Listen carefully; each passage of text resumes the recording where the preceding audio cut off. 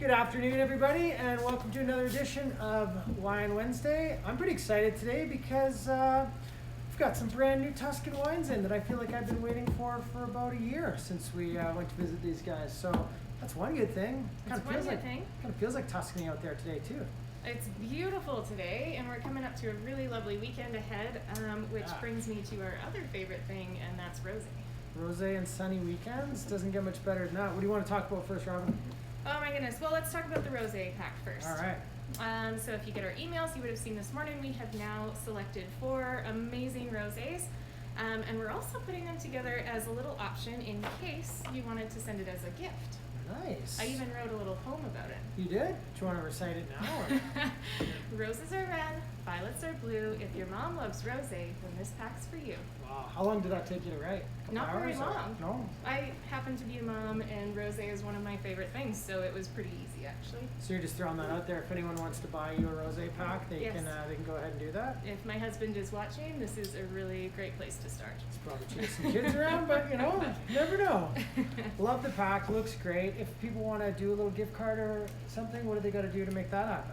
Yeah, so these guys are online. If you are shopping on the web store, go to the notes section and you can specify that it is a gift. And if you'd like a little note included, you can put it in there. We'll write it on this card and then wrap it in this bag. Otherwise, it'll just come as is with your handy dandy little tasting notes.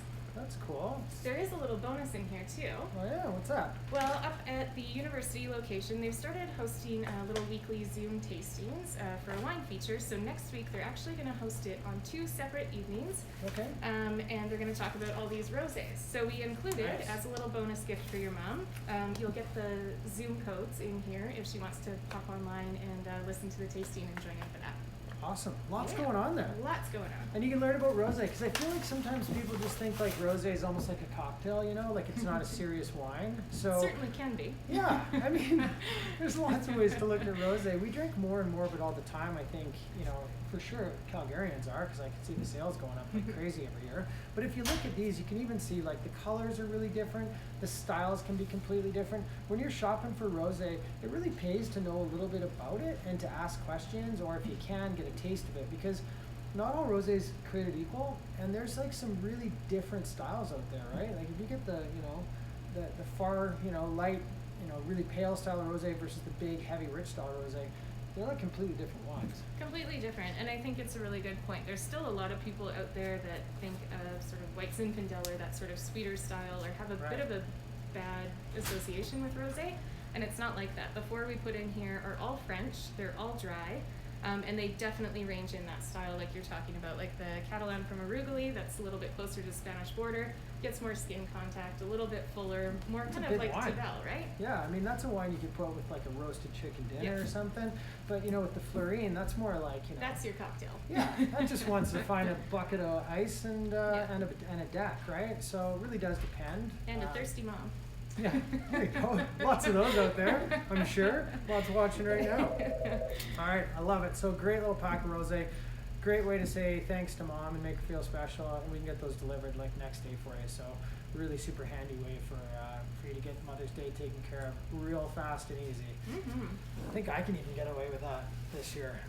Maybe COVID, I'm sure you can. Pack of rosé showing up at her door. Sure, that's better than whatever I got her last year. All right, let's talk Lovin Lecciaia. So this is a brand new producer, never been in Alberta before. We love Brunello, we love Tuscan wines at Market Wines, and this is one I'm particularly excited about. So we like to put Tuscan producers into 1 of 2 camps, right? There's like the old school camp and then the new school camp. So the old school camp, we talk about people who do lots of aging on their wines. They go for more of that like traditional leathery kind of spicy style. And then the new camp are more guys who are trying to reduce the amount of time in oak that the wine spends and trying to make like riper, richer, more kind of new world styles. And have you had these yet? Have you tried them all? I've tried a couple of them. Remember how fun it was when we used to taste them together? Oh, man. Those were the days. They're coming back one day, I'm sure. Yeah, we could sit here and taste wine together and talk about it. And it was, anyway. Yeah. So what did you think as far as the camps go? It was really interesting. I love these wines. I did still feel a little bit more rustic and kind of along that side for me, although the last one that I had was the Sassorello. Yeah. It's actually only 50% Sangiovese, and then the other 50% is Cab and Merlot. Right. And that's where you kind of start to get that more modern style, right? It adds a bit of weight, it adds a little more richness and fruit quality to it, but the acidity of the Sangiovese still really kind of shone through, so. Yeah, agreed. So the labels are very old school looking, and I love that about them. I kind of like those kind of old school labels. You don't see too many anymore, but I love that. They're very rooted in tradition. Brunello and Montalcino is like one of the more traditional areas in Tuscany. It's the best known wine producing region in Tuscany. I mean, people might know Chianti more often, but really like Montalcino is where the best wines typically come from in Tuscany. So they're definitely rooted in tradition, but they do have a bit of that kind of modern fruit to them, right? So for me, it's a nice balance between the two styles. The Rosso, which is fantastic. So this is just sort of the entry-level wine, goes for 25 bucks. Sangiovese, that's got that nice kind of spicy cherry thing going on. So it's a great food wine. Mm-hmm. It's not really heavy, but it does have enough kind of convincing weight and fruit to it that really kind of, after you have a glass of that, I notice like it kind of grows on you, right? It's like it gets bigger and bigger as it goes, and you think like, wow, this is actually kind of serious wine. Mm-hmm. You mentioned the Sassorello, so that's your kind of classic Super Tuscan. Yeah. You could whack Cab and Merlot in there, so you're getting a little bit more of those big, juicy flavors. 29 bucks. Yeah. That's a steal for that. I think most Super Tuscans that you're going to see out there from a good producer, especially in Montalcino, you're going to be in that like 50, 60 range. So 30 bucks for that's an amazing buy. And then tell everyone the difference between Brunello and Rosso. I mean, the difference you're really talking about aging time. Both of them are 100% Sangiovese. Right. Brunello, for their Brunello, when these guys started back in the 80s, that's actually the only little plot of land on the original estate that they had, is they just produced Brunello from that original 15 acres.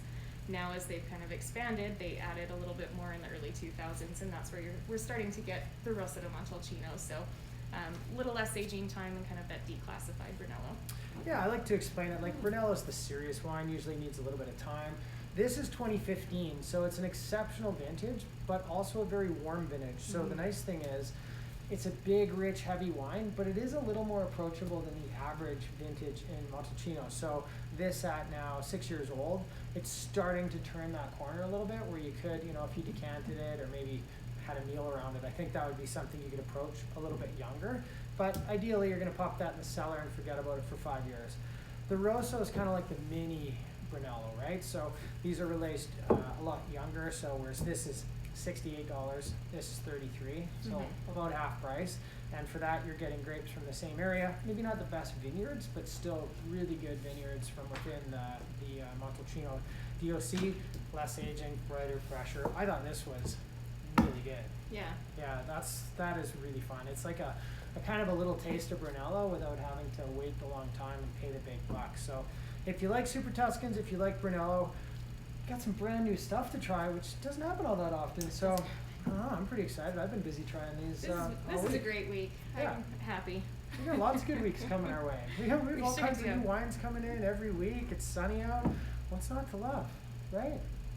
I'm happy. There you go. Take care of your mom this weekend and pop by, see us in the shop. Lots of good new stuff.